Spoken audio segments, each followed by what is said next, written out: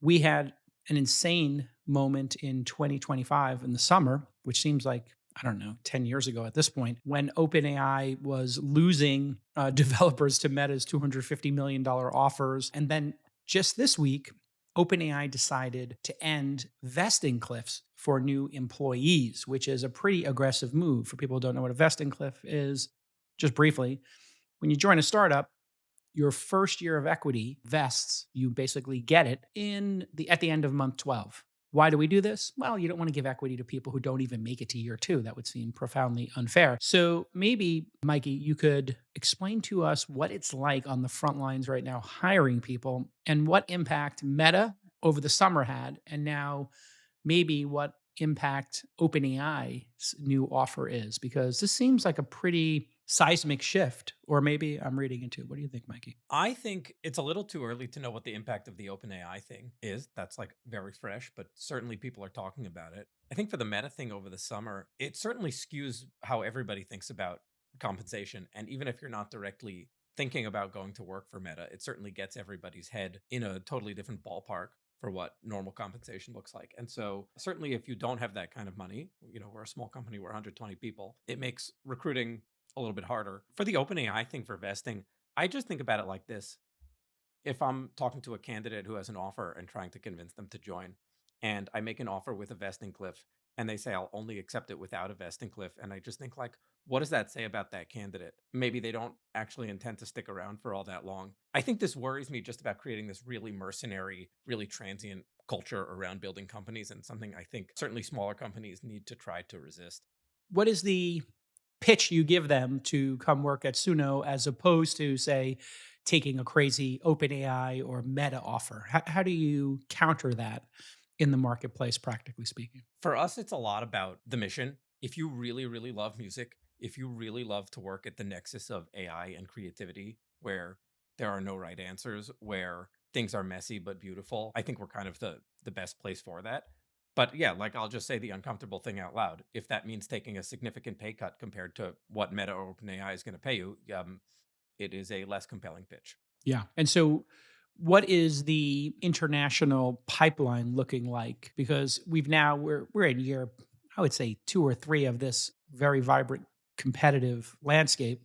It has to have changed a bit in terms of developers becoming more attuned to being attractive. Ali, I'll hand it to you since you were recruiting developers.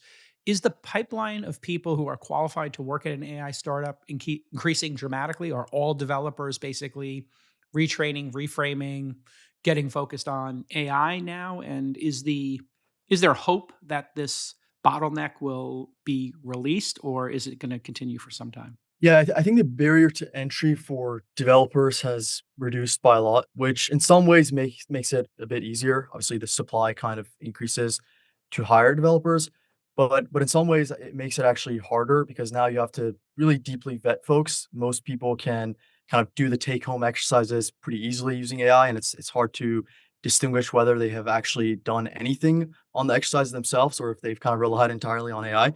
So we've doubled down on our vetting process in terms of developers, and the bottleneck is still there. I think the hardest bottleneck is researchers, like AI researchers in SF specifically. I think the way we think about it is other roles like finance and operations and so forth.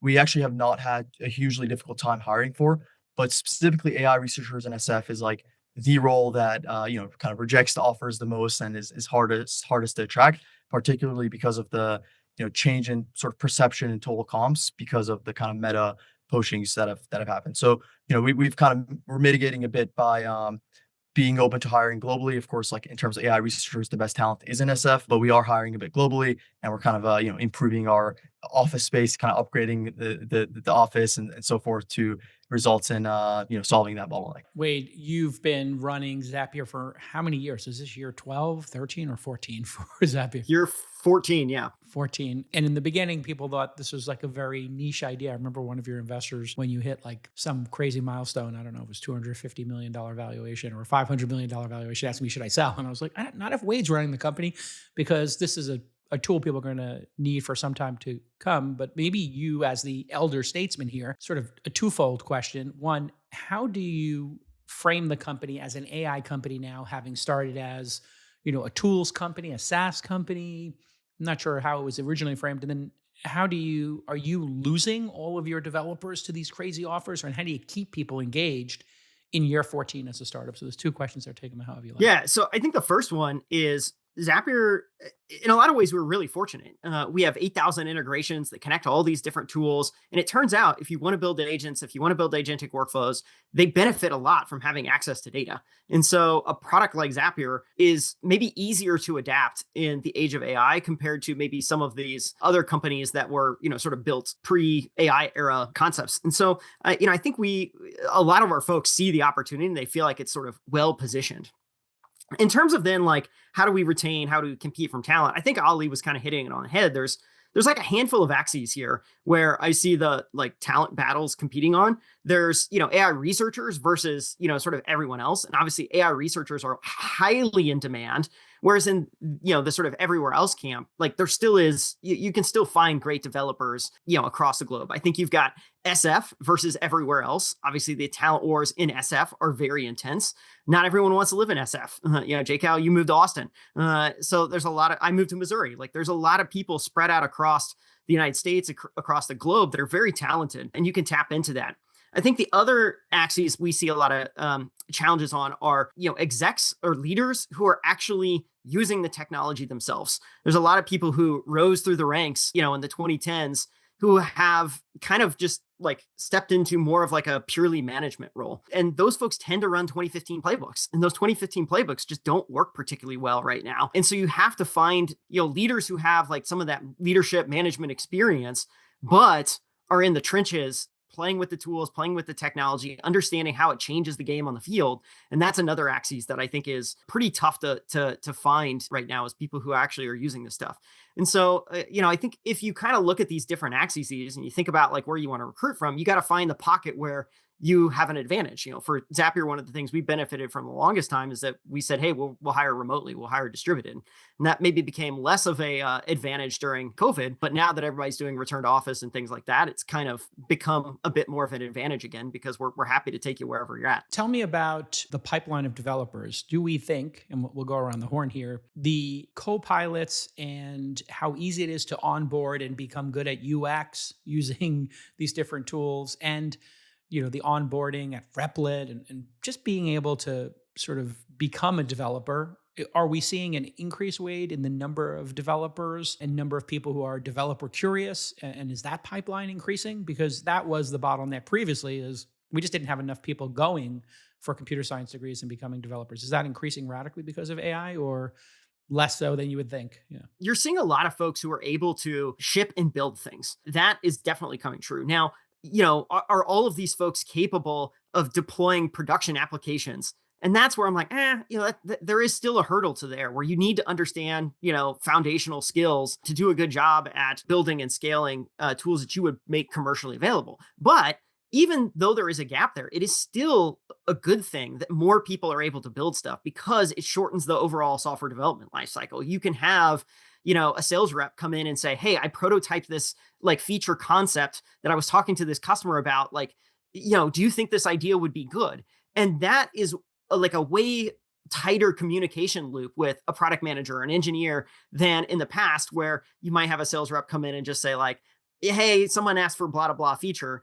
And, it's like, I don't quite understand what you're saying. Like, I can't quite see it in your head. And so it is really beneficial that we have these tools that enables everybody else in a company to get their ideas out of their head and express them in a way that more people can quickly understand. Oh, I see what you're getting at here. And so it's, in a way, these tools replace the whiteboard session at a company where some product manager or some frontline salesperson is like, hey, we should have this feature. Let me draw for you on the whiteboard. It's like, well, let me just make my own wireframes. Yeah. I think that's right. I think it replaces the whiteboard session. I think you see a lot more internal tools. Think you see a lot more like throwaway code, where it's like, hey, I have a one-off task and I'm just going to do it. Instead of, in the past, you might choose not to even do that thing. You just be like, I can't do it.